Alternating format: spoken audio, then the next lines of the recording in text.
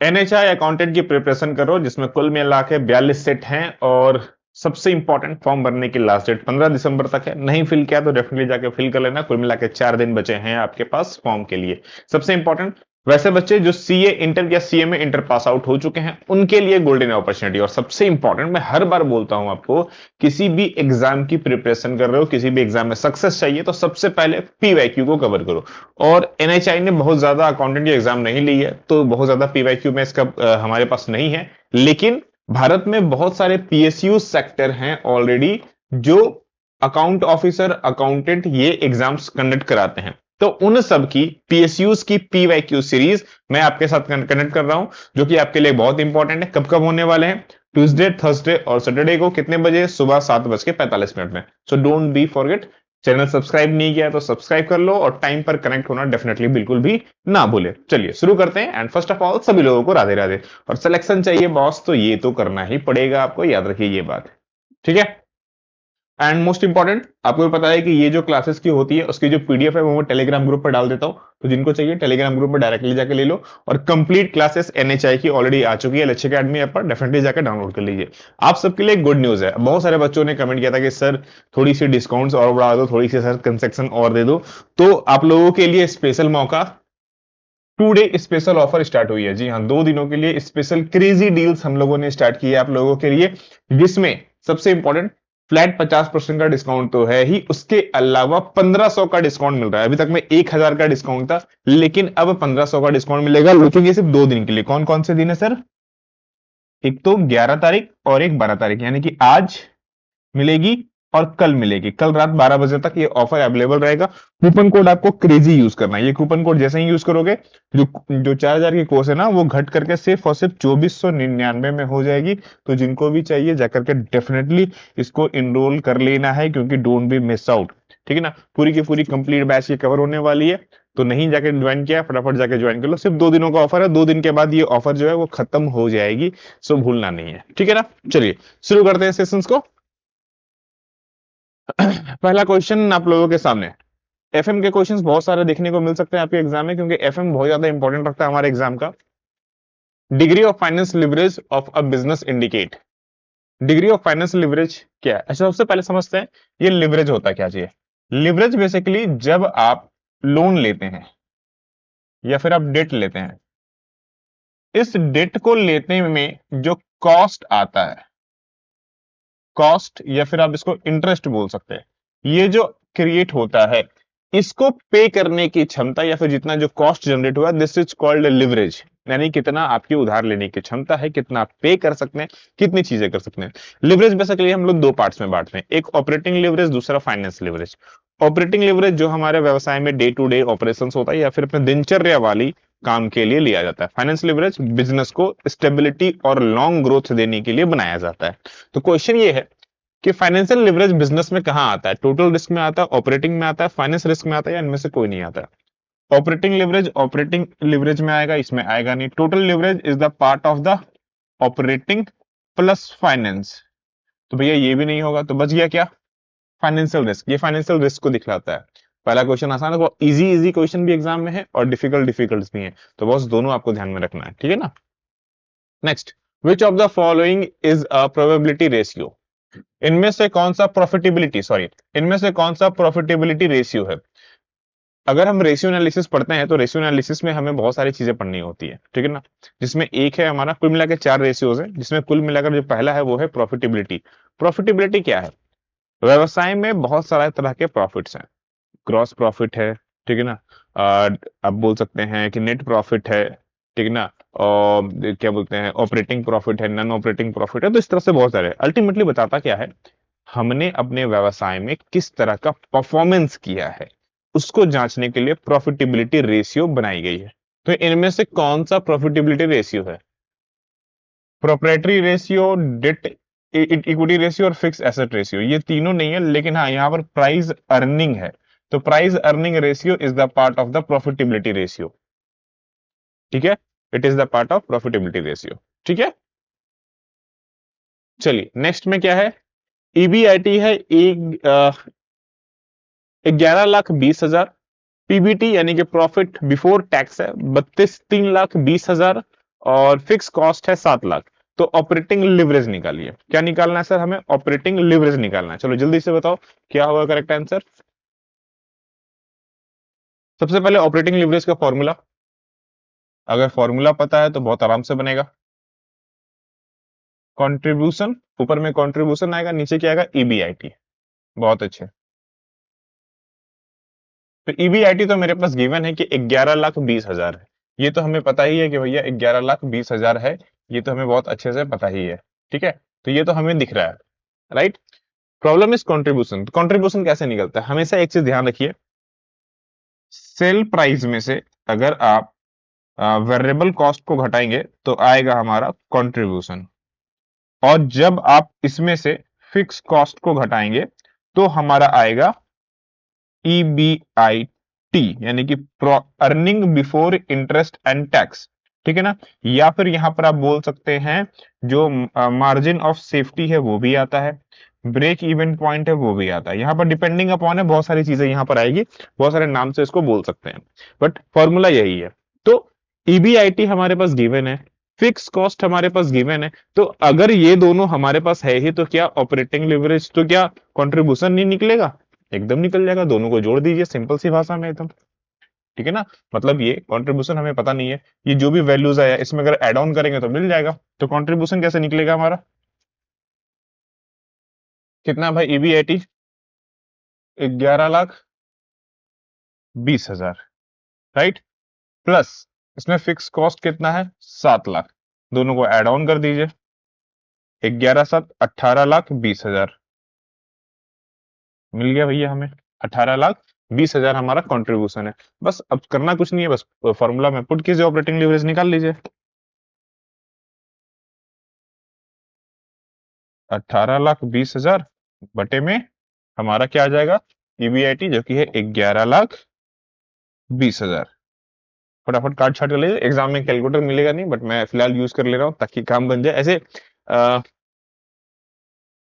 11 दूना 22 होता है, ये तो ऐसे ही दिख रहा है कि 2 से कम है। 2 से कम है मतलब एकलौता यही ऑप्शन है। अगर आप नहीं भी काट छाट करना चाहते हैं तो ये भी आंसर दिख जाएगा, क्योंकि अगर 11 दूना करेंगे, 2 से ज्यादा है ना, तो 11 का पहाड़ा में हमें पता है कि 2 से गुना करने पर 11 दूना 22 आता है, और ऊपर में हमारे पास 18 ही है सिर्फ। ठीक है ना।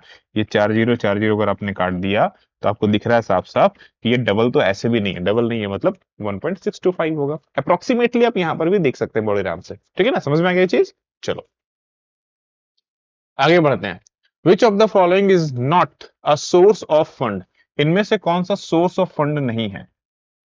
सोर्स ऑफ फंड मतलब क्या?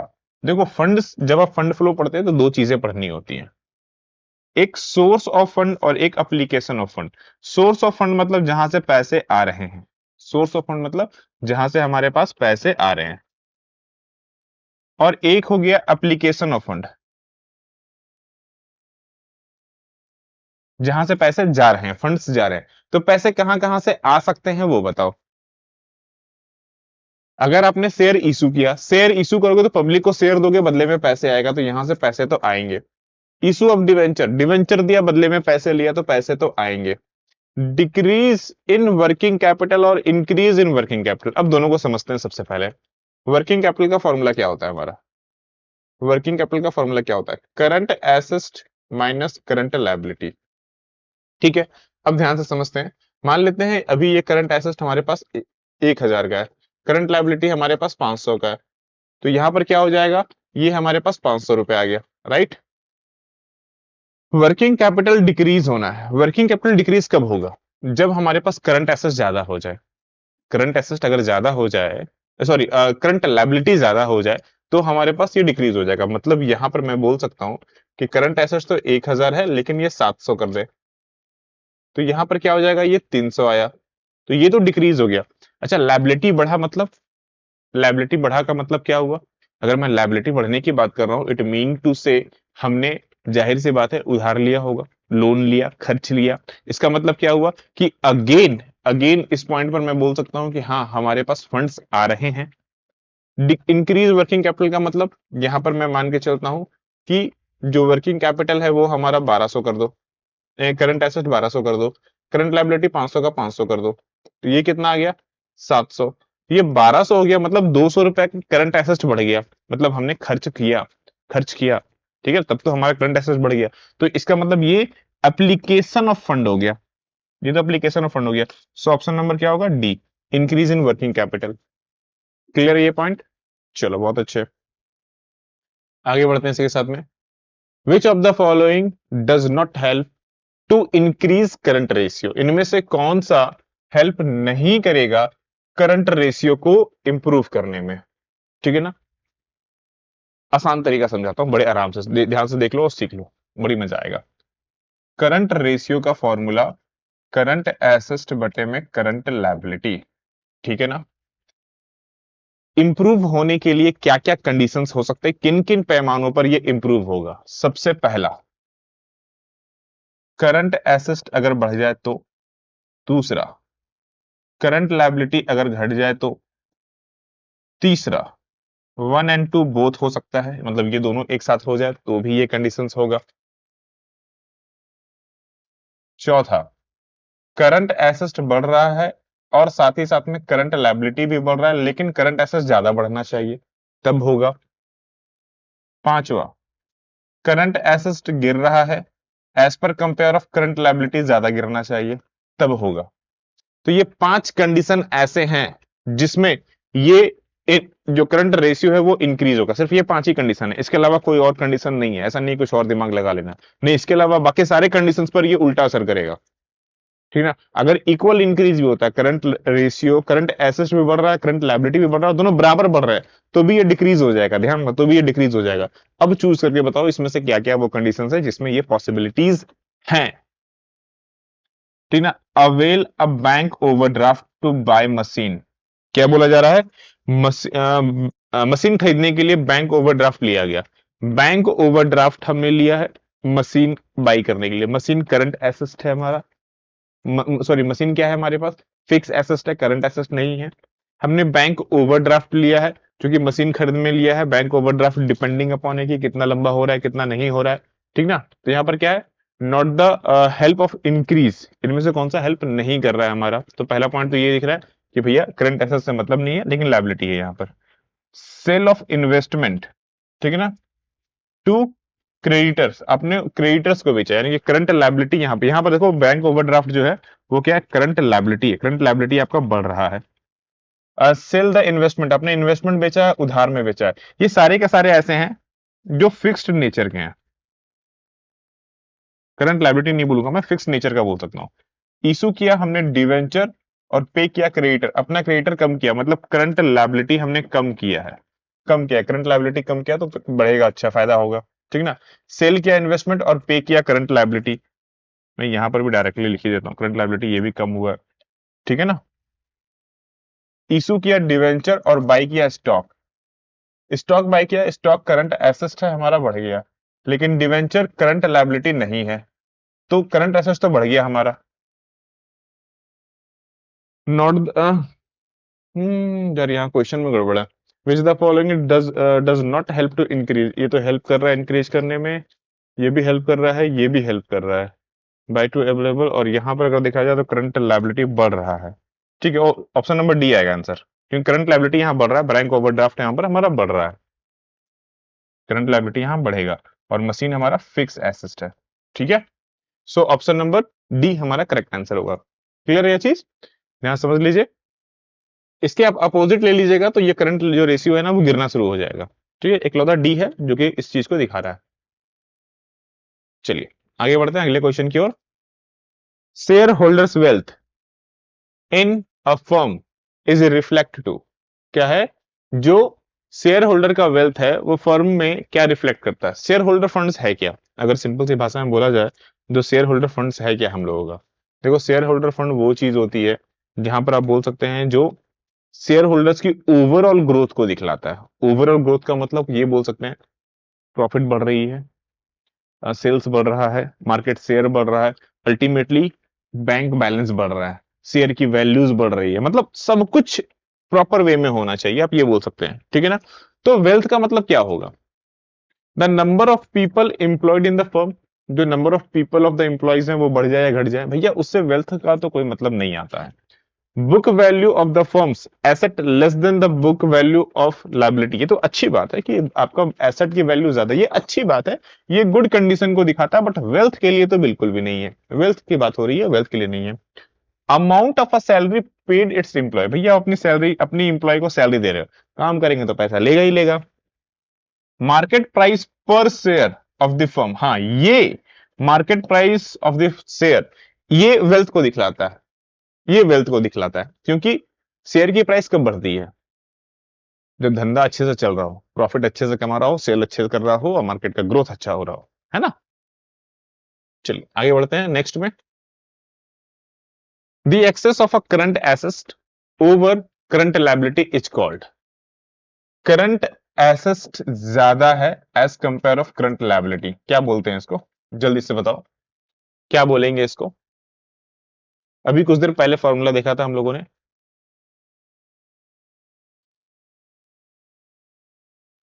वर्किंग कैपिटल का फॉर्मूला क्या था? Current asset minus current liability, यानी कि ये वर्किंग कैपिटल है, तो नेट वर्किंग कैपिटल क्या है? इसी को बोलते हैं जब ये नेट में शो करता हो तब। और current asset, net current asset भी इसको ही बोलते हैं, तो ये भी सही होगा। सो डी, नेट करंट एसेट में जब आप करंट लायबिलिटी को हटा देते हो जो बचता है ना, सो नेट करंट एसेट बोलते हैं। Net current asset, net working capital और वर्किंग कैपिटल ऑलमोस्ट एक ही जैसे हैं, थोड़ी बहुत लाइटली अंतर है, तो ऐसा तो कुछ आंसर नहीं है, दैट्स व्हाई ये सब सही होंगे। ठीक है, next, working capital management refers to the trade-off between dash and profitability। Working capital management dash और प्रॉफिटेबिलिटी के बीच में ट्रेड ऑफ को बताता है। मतलब किसके किसके बीच में वर्किंग कैपिटल मैनेजमेंट किसके किसके बीच में होता है? प्रॉफिटेबिलिटी और किसके बीच में?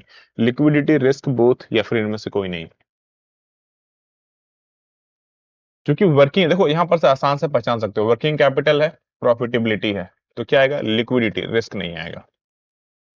क्या आएगा? लिक्विडिटी, क्योंकि लिक्विडिटी ही बिजनेस की प्रॉफिटेबिलिटी को दिखलाएगा, कितना पे करने की क्षमता है आपके अंदर में। The term dash means manipulate of accounts in a way so as to conceal a vital of facts and present the financial statement in the way to show better position than what it is actually is। क्या है question में? Simple सी भाषा में समझाऊं तो, कि इनमें से यहां जो दिए हुए हैं, विंडो ड्रेसिंग हो गया, क्रिएटिव अकाउंट हो गया, विंडो अकाउंटिंग हो गया, या फिर मॉडिफाइडिंग अकाउंट हो गया, इनमें से कौन सा है ऐसा जो कि बताता है कि अकाउंट्स को हमने कुछ इस तरह से हेर फेर या फिर झोल झाल किया, हेरा फेरी किया है, जिससे जिससे बहुत सारी बातें जो है वो छिपाई गई है, और साथ ही साथ में जो हमारा फाइनेंशियल स्टेटमेंट है उसको बहुत अच्छे तरीके से या बेहतर तरीके से हमने प्रदर्शित किया है। ये किस में होता है? सिंपल सा एग्जांपल तौर पर समझाओ। आप बाजार में दुकान दुकान वगैरह में, रोड में आप घूमते हो, कपड़े की दुकान के पास से क्रॉस करना, ठीक है ना। आप देखना बाहर में जो स्टेचू लगे होंगे ना, जो उनके ऊपर ड्रेसेस पहनाए होंगे ना, क्या मस्त, देखने में बड़ा खूबसूरत लगता है। अंदर जाके जब देखोगे ना, तो शायद आपको ड्रेस फिर पसंद आए, नया दो तीन बातें हो जाएंगी, लेकिन बाहर से देखने में वो ड्रेस ना आकर्षित करती है और हम चले जाते हैं उसको देखने के लिए, राइट। तो ये जो टर्म्स है, this is called window dressing, जिसमें रियलिटी हमें नहीं पता होता, बस बाहर के विजुअल्स, बाहर के लाइट्स कुछ इस तरह की होती है कि हम उसकी ओर अट्रैक्ट हो जाते हैं। इसको हम लोग क्या बोलते हैं? Window dressing. ठीक है, याद रखिएगा, बड़े काम का ये पॉइंट होता है, और ये हम अक्सर अपने रोजमर्रा, आज के बहुत लोग, आप कहीं पार्टी वगैरह में जाते हैं या फिर नॉर्मल भी जाते हैं, तो देखते हैं ना, एकदम आईफोन्स वगैरह रखा हुआ है, शो ऑफ करने का जमाना है। जो शो ऑफ करने का जमाना है ना, वो विंडो ड्रेसिंग ही है। आप खुद को करो, दुकान को करो, अपने अकाउंट्स को करो, आप करते शो ऑफ ही है, और शो ऑफ को बिजनेस की भाषा में विंडो ड्रेसिंग कहते हैं। ठीक है, next, IPO refers to dash the first time of a company comes to a public raise to money। IPO का फुल फॉर्म क्या है? सिंपल सा क्वेश्चन ये है, इतना लताम झन छोड़ो, आईपीओ का फुल फॉर्म बताओ। आईपीओ होता क्या चाहिए? जब कोई कंपनी पहली बार अपना शेयर जो है वो पब्लिक पर लेके आती है, जैसे अभी आपने सुना होगा फिजिक्स वाला ने अपनी आईपीओ लेकर के आए हैं। ठीक है, पहले आते साथ में वो गिरना शुरू हो गई, बात की बात है, बट फिजिक्स वाला अपना आईपीओ लेके आए, तो उन्होंने अपना शेयर्स पब्लिक के सामने, अपना जो कैपिटल है पब्लिक के सामने कंट्रीब्यूट किया। This is called initial public offer, initial public offering. ठीक है ना। जब एक कंपनी जब दोबारा निकालती है, पहली बार निकाले तो आईपीओ, दोबारा तिबारा चौथी बार निकाले तो एफपीओ, ठीक है ना, तब एफपीओ कहलाएगी। कमेंट करके बताओ एफपीओ का फुल फॉर्म क्या होता है। ठीक है, आगे बढ़ते हैं। Ratio analysis is the process of determining and dash interpreting numerical relationship based on dash dash dash. जल्दी से बताइए क्या होगा। रेशियो एनालिसिस क्या है? जिसके आधार पर हम न्यूमेरिकल रिलेशनशिप बनाते हैं और उसको समझने में हेल्प लेते हैं या फिर समझने की कोशिश करते हैं। उसमें हम फाइनेंशियल वैल्यूज देखते हैं, फाइनेंशियल स्टेटमेंट देखते हैं, फाइनेंशियल न्यूमेरिकल इंफॉर्मेशन देखते हैं, यानी कि सभी चीजों का इस्तेमाल करते हैं हम इसमें, है ना। जब आप फाइनेंशियल स्टेटमेंट की बात करें या फाइनेंशियल पोजीशंस की बात करें तो तीन चीजें सबसे इंपॉर्टेंट होती है। First one is cash flow statement, second one is profit and loss, and third one is balance sheet. ये तीन one of the most important हैं जो कि फाइनेंशियल स्टेटमेंट के तौर पर इस्तेमाल किए जाते हैं और इनका इस्तेमाल बहुत अच्छे होता है किसी भी कंपनी के फंडामेंटल एनालिसिस के लिए। नेक्स्ट, द पर्सन जो कि interested in the analysis of the financial statement can be a group as. Financial statement के एनालिसिस में अगर दिलचस्पी रखने वाला व्यक्ति है तो उसे किस ग्रुप में रखा जाना चाहिए? ऑनर और इन्वेस्टर्स के ग्रुप में, क्रिएटर के रूप में, फाइनेंशियल एग्जीक्यूटिव के रूप में, या फिर सभी के रूप में? देखो, अगर आप अच्छा एनालिसिस कर सकते हैं तो आप बहुत अच्छा इन्वेस्टर्स बन सकते हैं, क्योंकि आपको पता है कि किस कंपनी का शेयर आपको खरीदना है और किसका नहीं खरीदना है। अगर आप अच्छा एनालिसिस करते हैं तो आपको ये पता है कि इस कंपनी का प्रॉफिट कितना है, कितना कमाती है, कल को अगर मैं उधार देता हूं तो क्या ये मुझे वापस पे करने का ताकत रखती है या नहीं रखती है। तो ऑनर के लिए भी अच्छा है, इन्वेस्टर्स के लिए भी अच्छा है, क्रिएटर के लिए भी अच्छा है, फाइनेंशियल एग्जीक्यूटिव के लिए भी अच्छा है, क्योंकि आपके पास फाइनेंशियल इंफॉर्मेशन होगा तो आप कहीं पर भी एज अ फाइनेंशियल जॉब कर सकते हैं और खुद का इन्वेस्टर्स बैंक भी चला सकते हैं। सो ये सभी के लिए भैया ये अच्छी बात है। So option number D is the correct answer. Got it? चलो, बहुत अच्छे। Next, debt equity ratio. Debt equity ratio is an example of. Debt equity ratio है क्या? नाम से ही पता चलता है। डेट इक्विटी मतलब ये कि डेट के कंपेयर में इक्विटी कितनी है। अगर मेरे पास डेट 1000 है तो मेरी खुद की इक्विटीज कितनी है, 1000 से कम या ज्यादा। अगर कम है तब तो बुरी बात है क्योंकि मैं लोन पर जिंदा हूं, और अगर ज्यादा है तो अच्छी बात है क्योंकि भाई मेरा खुद का पैसा भी बिजनेस में लगा हुआ है, मतलब मेरी भी खुद की भी बहुत अच्छी रिस्क है, और कल को अगर कुछ होता है तो भैया बिजनेस की इतनी वेल्थ है, बिजनेस का इतना एसेट है, इतनी चीजें वैल्यूएशन है कि बेच करके डेट मिल सकता है। तो ये चीज वो अच्छी रिप्रेजेंट करता है। तो ये ज्यादा होना अच्छी बात है, कम होना बुरी बात है, क्योंकि बहुत ज्यादा भी अच्छी बात नहीं होती है। ठीक है, तो जल्दी से बताओ करेक्ट आंसर क्या होगा। अब debt equity ratio short term solvency नहीं, शॉर्ट टर्म सॉल्वेंसी तो लिक्विडिटी से पता चलती है, ये तो लिक्विडिटी एनालिसिस से पता चलता है। लॉन्ग टर्म, हाँ, ये सॉल्वेंसी रेशियो का पार्ट है। सो ऑप्शन नंबर बी जो कि डेट इक्विटी रेशियो को देख लेगा, प्रॉफिटेबिलिटी नहीं होता है। सो काट दीजिए, B is the correct answer. ठीक है ना, क्वेश्चन इजी इजी है तो उम्मीद है कि यहां पर अच्छे खासे आप स्कोर कर पाएंगे। In cash flow statement cash includes. Cash flow statement में कैश कैसे इंक्लूड्स होता है, चलिए जल्दी बताएं। कैश ऑन हैंड लाते हैं, demand deposit with the bank लाते हैं, cash on hand on demand deposit with bank लाते हैं, या फिर कैश ऑन हैंड और डिपॉजिट डिपॉजिट विद बैंक लाते हैं। मतलब या यहां पर प्लस वाला क्वेश्चन है और यहां पर या वाला ऑप्शन है। चलिए जल्दी से बताइए। कैश फ्लो में दोनों आता है, कैश इन हैंड भी आता है और डिमांड डिपॉजिट भी आता है, दोनों आता है। ठीक है, दोनों आता है, ध्यान रखना। Next, cash flow statement is dash for income statement और fund flow statement. Cash flow statement क्या है? एक इनकम स्टेटमेंट है और फंड फ्लो स्टेटमेंट है। इन दोनों में से क्या है?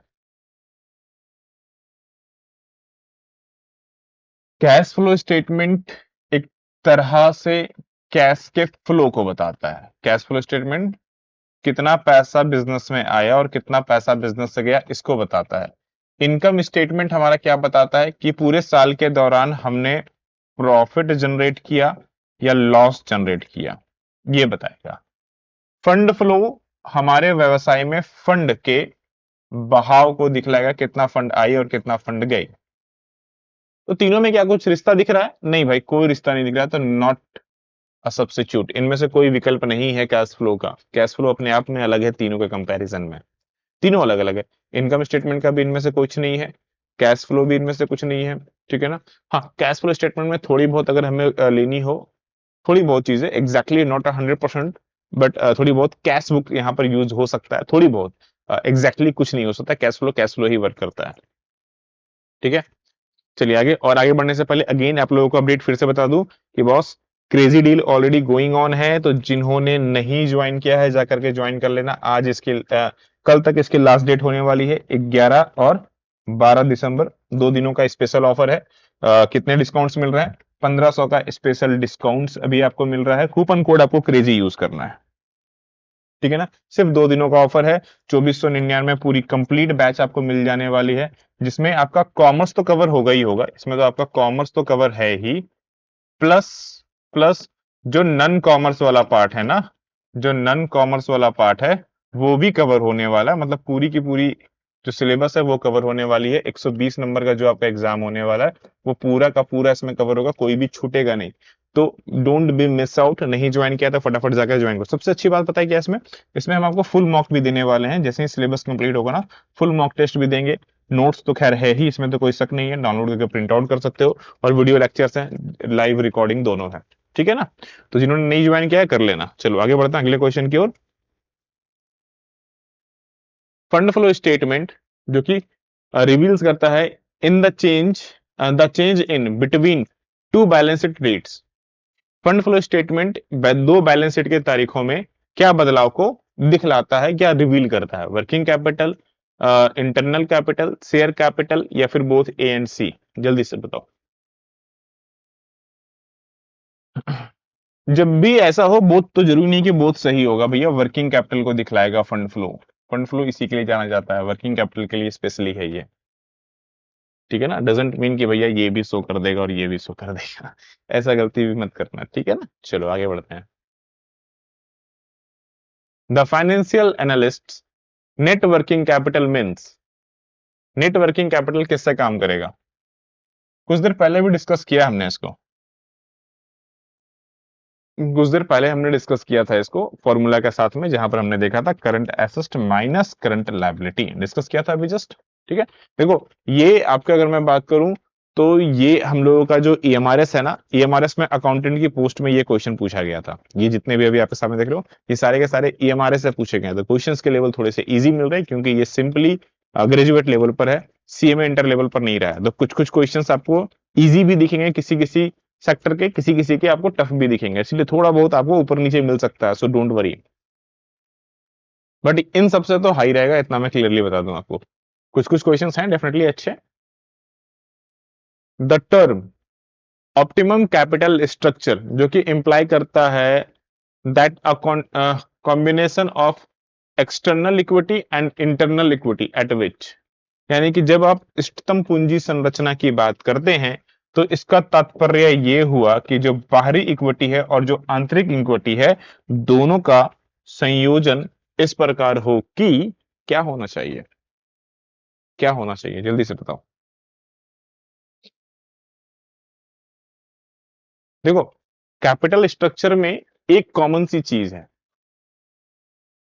अगर आप लोगों ने कुछ देर पहले देखा हुआ तो स्टार्टिंग क्वेश्चन में हमने लिवरेज की बात की थी। उसमें क्या था कि जो भी हम डेट लेते हैं उसके बदले में कॉस्ट देते हैं। तो हम अपने व्यवसाय में जो भी पैसा लाते हैं, फंड लाते हैं, चाहे with the help of capital हो, चाहे with the help of debt हो, किसी के भी माध्यम से आप उसको जनरेट करते हो। सभी से जनरेट करने पर एक कॉमन सी चीज हम लोगों को मिलती है। वो क्या है कॉमन सी चीज?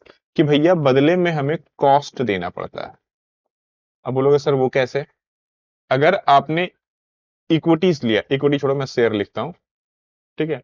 अगर आपने बदले में शेयर लिया तो इस शेयर को आइदर आपको डिविडेंड देना होगा, आइदर आपको इंटरेस्ट देना होगा, डिपेंडिंग अपॉन, ठीक है ना। शेयर, डिविडेंड, इंटरेस्ट और प्रॉफिट, ये तीनों चीजें लिख लो, आपको ये इनको देना होगा।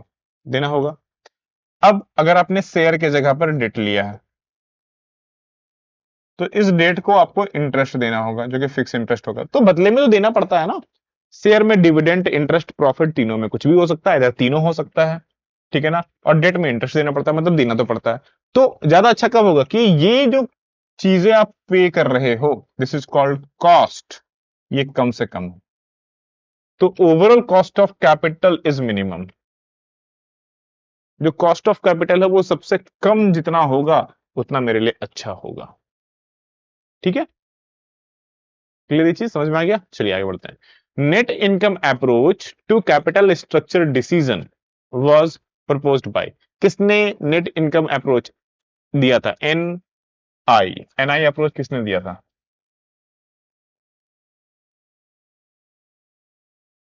बड़े फेमस है भाई ये, एनआई और एनएआई दोनों इन्हीं का दिया हुआ है, ठीक है ना। आप एनआई बोल दो या नेट एनओआई बोल दो, दोनों एक ही बंदे ने दिया, दुरांदो साहब ने, ठीक है। नेट ऑपरेटिंग इनकम या नेट इनकम दोनों एक ही है, दोनों का अलग अलग है, दोनों को दिया इन्होंने ही है। चलिए next, the dividend pay out ratio. Dividend pay out ratio, dividend pay out, कितना डिविडेंड पे कर रहे हैं, नाम से ही उसकी क्लियरिटी पता चलती है। डिविडेंड जितना आप देंगे, किसको डिविडेंड देते हैं? शेयर होल्डर्स को देते हैं। तो डिविडेंड्स पर शेयर, ठीक है ना, dividend by earning per share जो कि आप पे करते हैं इक्वल टू, बस बन गया फॉर्मूला, बन गया फॉर्मूला, ठीक है। तो ये तो हुए हमारे 20 क्वेश्चंस कंप्लीट। कितने आप लोगों ने स्कोर किए हैं फटाफट कमेंट करके बताएं। एंड मोस्ट इंपॉर्टेंट, जिन्होंने अभी तक अपनी क्लासेस स्टार्ट नहीं की है, जाके अपनी क्लासेस स्टार्ट कर लो, क्योंकि मौके आपको बार बार नहीं मिलेंगे। और ये ऑफर तो आपको भी पता है कि 2 दिनों का स्पेशल ऑफर है, so don't be miss out, ठीक है ना। कल, आज और कल, ये 2 दिनों का ऑफर ही है, सो भूलना नहीं है। 2 दिनों के बाद फिर से अगेन वही जो पुरानी वाली ऑफर थी उसमें पहुंच जाएंगे वापस आप, तो don't be miss out. NHI का और मौका भी है अच्छा, 42 पोस्ट हैं, और सबसे इंपॉर्टेंट कि टॉप 42 बच्चों का ही सिलेक्शन होना है। तो अगर टॉप में आना है तो पढ़ना तो पड़ेगा बॉस, अगर टॉप में आना है तो पढ़ना तो पड़ेगा ही, क्योंकि उसके बिना तो सिलेक्शन होना नहीं है, ठीक है ना। तो कोई इश्यूज है, किसी तरह कोई भी डाउट्स हो तो ऑफिस का नंबर ये रहा,